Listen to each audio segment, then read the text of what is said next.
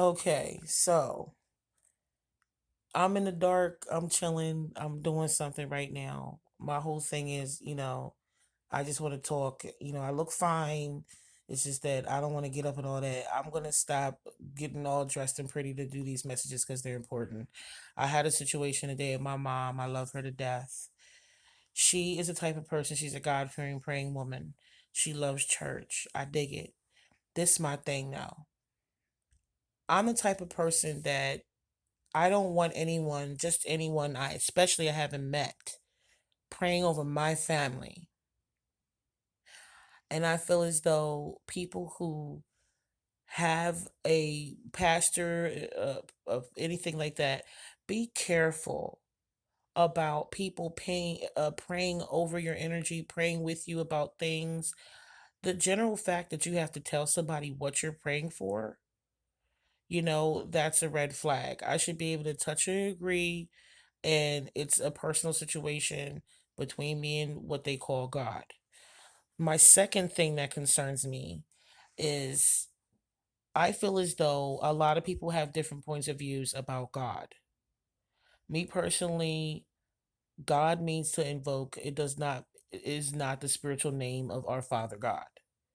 If God was made in our like image, that means that it was a physical being and that at some point in time it had died or was murdered. And I really get tired of people praying to something that, not saying it can't assist, but the way that we just keep praying and praying, praying, praying. I mean, it's almost taking your power from you, enabling you to always be asking somebody for something when you know that you're capable of it. For example, I called for something that she did not have, which that's beautiful. My mom is a beautiful person. She'll pray for what she needs. But my whole thing is I do not want to touch and agree with any outside individual outside what we're burrowing towards as a family. Certain bloodlines, certain energies, they carry curses. We are not trying to connect our energy to be siphoned. No more energy vampirism. I will be taking a close watch over everyone spiritually that comes in and out of my family because that's what I'm supposed to do as a woman. And as a man, the man is supposed to watch what happens physically. Unfortunately, my father is at a extreme distance, and I'm not really sure why he has chosen to isolate or alienate himself. That is his own personal issue. But the point is, even my father has that energy that he's always looking out to protect, because it's one thing, we talk about Christianity in the Bible. It's one thing to trust, but it's another. You have to tie your camel. You can't just be spiritually vulnerable, spiritually out here. You have to study everything from your psychics to your pastors before you let somebody shepherd your energy and your family. Some of the people that I have introduced to my family as spiritual counterparts or advisors are people that I've worked with for the last 1 to 5 years. And I know and trust that they are not going to betray me because they're at a certain level of power. So they're at a certain level of security. They're not going to use certain words because they have personal traumas and issues that they still haven't worked through. I'm not saying you got to be a perfect pastor. But when it comes down to certain things, you cannot advise me in prosperity. You cannot advise me in poverty or prosperity because this is my expertise. I'm not going to pray to my God to fill my pockets if I have to also believe. Sounds like I should skip the part where we're praising this character that is not the color of our skin. We need to skip over that and just believe in ourselves. Because when you do that, that's when you're worshiping yourself and you're worshiping others. You're believing in them. You're encouraging this and encouraging them. And this is what I've learned from Jewish individuals, elites, celebrities, is that, some of the Hindu mantras that you guys say is the devil are scientific ways that the body configure yourself to even let in certain energy, to give off certain energy.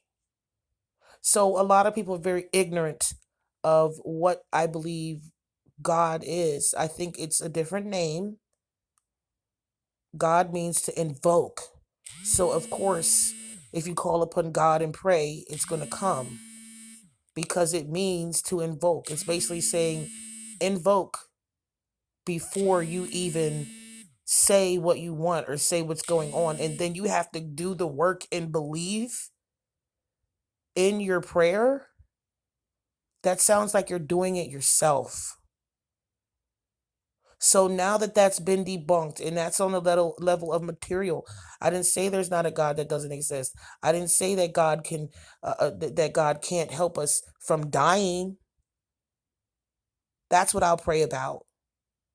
But if I need a couple $100, I will find it. And I think that praying to another thing and waiting on another thing is enabling. And it's why our communities are broken down and we're not taking accountability and responsibility for certain things. We're not keeping up on stuff. You can't keep praying. You have to do it. You're sitting there praying, they're going in your pocket, they're chopping off your fucking head.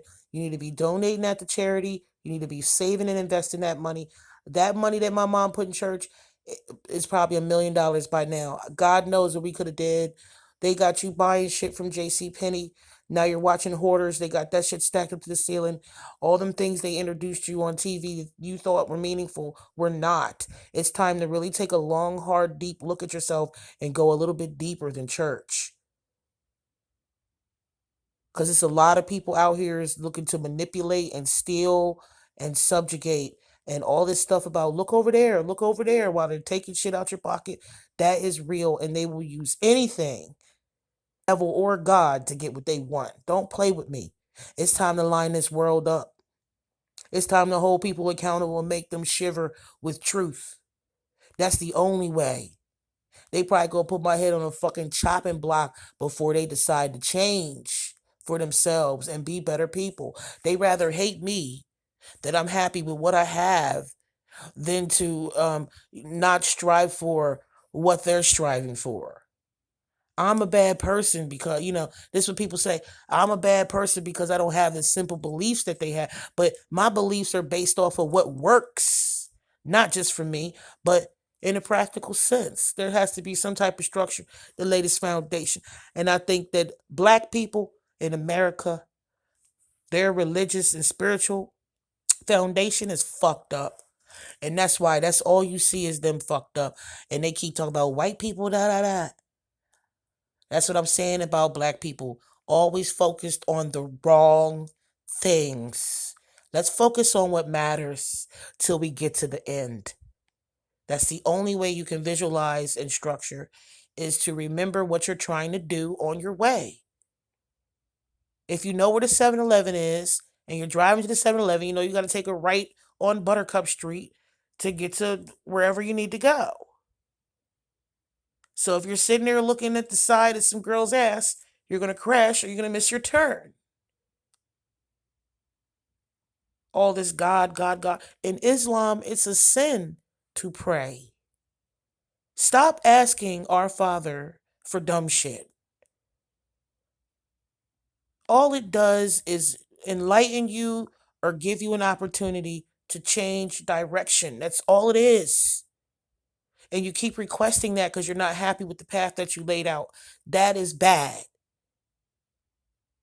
Stop bothering God about bullshit. We can find $200, and if we can't, we're doing the wrong things in our lives. By next year, I'll never have to ask, and then it's not even that. I get paid for